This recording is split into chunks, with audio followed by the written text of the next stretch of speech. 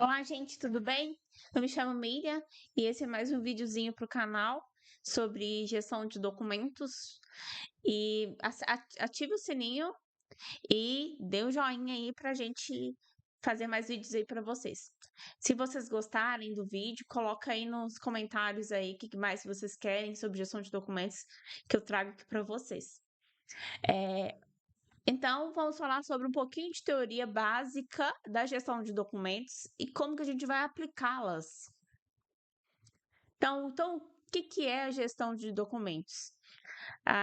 Pela legislação norte-americana, a gestão de documentos é o planejamento, controle, direção, organização, treinamento, promoção e outras atividades gerenciais relacionadas à criação, manutenção, uso e eliminação de documentos, com a finalidade de obter registro adequado e apropriado das ações e transações do governo federal e a efetiva econômica da gestão de agências.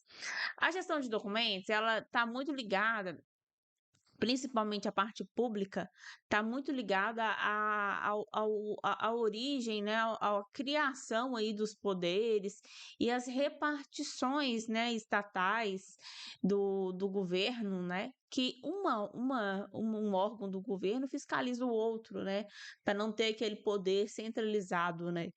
E isso ajuda muito. Então, assim, todo local que tem a gestão do documento, ela está muito ligada tanto à parte de criação do órgão, né? Tanto em empresas privadas quanto em empresas públicas. E no Brasil, como é que é a gestão de documentos? A gestão de documentos no Brasil é um conjunto de atividades e processos relacionados à produção, recebimento, classificação, organização, armazenamento, preservação, acesso e descarte de documentos, sejam elas em suporte físico ou digital. A gestão de documentos é essencial para garantir a eficiência nas organizações e instituições, bem como a transparência e a prestação de contas e o acesso à informação, né? No Brasil, existem diversas leis e normas que regulamentam a gestão de documentos. Tem aí a Lei 12.527 de 2011, tem a 4.073 de 2002 e outras legislações, né? Também nós temos as ISOs, recentemente tem a de gestão de conhecimento também, tem essa 15.489, que é sobre informação e documentação, tem a 30.300 sobre sistemas de arquivo. A gente tem vários tipos de normas de gestão de documentação, tem normas de taxonomia, né, tem normas ISO de taxonomia, a própria ISO 9001, né, de 2018, que é a norma de gestão da qualidade, a mais conhecida das normas, ela menciona muito a gestão de documento, né, para dar rastreabilidade aos processos. Então, a gestão de documento, ela é importante para preservar a memória, o patrimônio documental do país. E diversas instituições públicas e privadas possuem setores específicos para a gestão documental. Não é só a gestão documental de empresas públicas, né, mas como empresas privadas, em diversas empresas elas criam uma unidade de informação, né, que tem ali os documentos, todo todos os documentos, né, provenientes daquela natureza, daquele órgão ali específico. Então, assim, no Brasil existe muitos desafios, que é ter recursos para conseguir trabalhar com a gestão de documentos. Ela é importante, todo mundo sabe que auxilia na gestão, na formação, na ajuda a tomar decisão, porque se você tiver algo bem explícito do que é aquela informação ali registrada, documentada, né, tendo ali um respaldo de legislação, você consegue tomar decisão melhor. E toda a recuperação da informação auxilia na, na gestão de documentos, na tomada de decisão. Então, é muito importante, né? Os arquivos são importantes para tanto para o órgão público quanto para o órgão privado. Bom, e aí o mais interessante é que a arquivologia ela se mistura também com a ciência da informação e a biblioteconomia. essas ciências, né, essas repartições, elas, elas são muito conectadas, porque elas têm a informação como o principal, né? E aí a informação como principal, elas conseguem uma ajudar a outra, né? E vice-versa. Então, assim, tanto o arquivista, né, que tem noções de ciência da informação, um pouco de ciência da informação, um pouco de biblioteconomia, quanto os outros profissionais também têm um pouco de arquivologia. Claro que a gente tem, né, o profissional de arquivologia que tem um conhecimento imenso de legislações, né, principalmente para trabalhar em esferas públicas, que o conhecimento ele tem que ser bem maior ali naquela esfera e bem mais detalhado. Por exemplo, para recuperação de informação, às vezes ele usa ferramentas, né, para poder recuperar, como taxonomia, tesauro, sistemas de informação, né, sistemas de gestão de documentos GED, utiliza diversos outros mecanismos, né, legislações que interferem a guarda dos documentos, né, que relacionam a guarda dos documentos específico, principalmente em esfera pública. Em esfera privada, a gente tem alguns conhecimentos estratégicos organizacionais que intervêm, né, no processo de gestão de documento. E dentro da arquivologia, a gente tem o princípio da proveniência. O que é isso? Também é conhecido como princípio da procedência ou princípio a respeito dos fundos.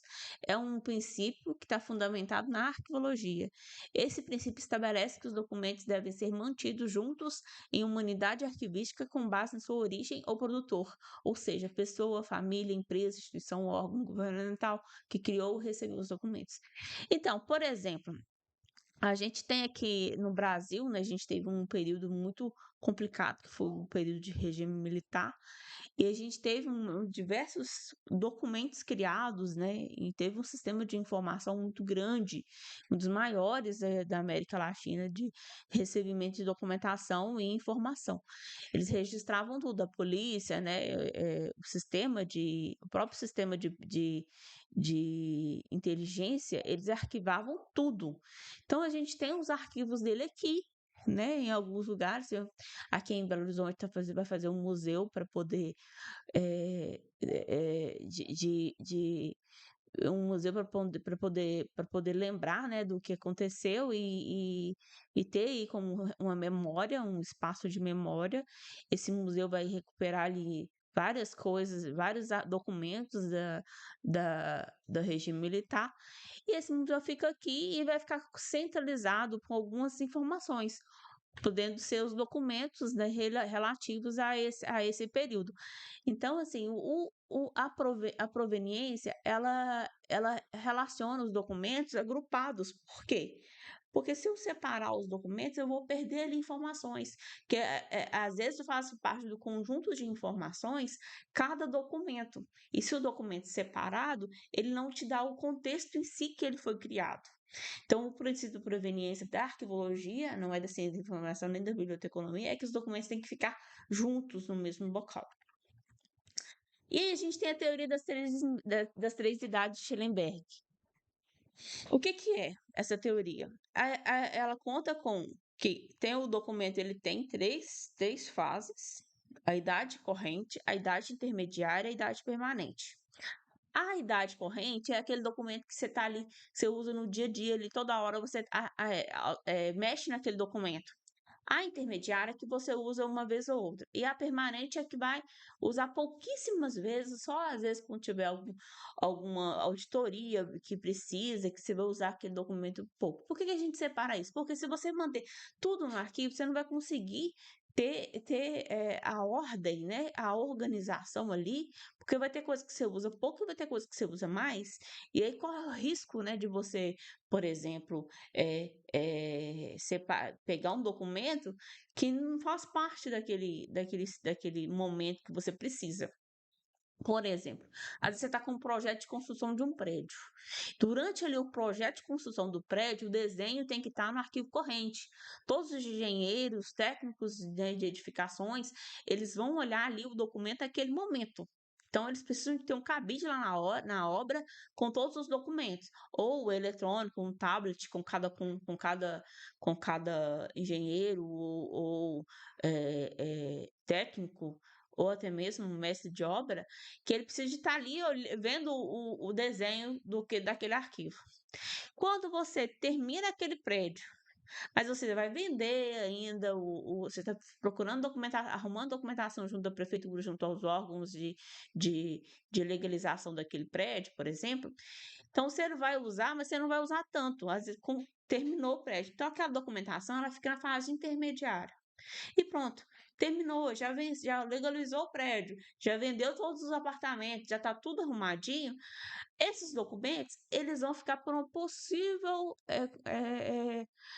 consulta. Por exemplo, quando tiver uma obra para fazer um prédio, aí vai usar aquele documento, então ele vai ficar na parte permanente. Esse permanente aí, ele é entre aspas, tem documentos que ele não vai ficar permanente, que ele vai ficar só durante um período e vai ser eliminado. Ou vai ter documentos que vai ficar para a vida toda, né? E aí nós temos diversas coisas que permeiam esse circuito todo, né? Temos a digitalização, deixar os documentos em formato eletrônico, a própria documento físico, né? Às vezes um papel mesmo. Se você armazenar só em papel, você vai ter que ter ali um cuidado com o ambiente para não deteriorizar, para aquele papel não acabar, né? E perder a informação ali. Se você arquivar em microfilme, em microfichas, tem diversas formas hoje em dia, principalmente o eletrônico aí que está mais em alta. Então é isso, gente. Muito obrigada. Agradeço a atenção de vocês por ter ficado até aqui. E nos sigam aí, gente, que vai ter muito conteúdo aí sobre gestão para vocês. Obrigada.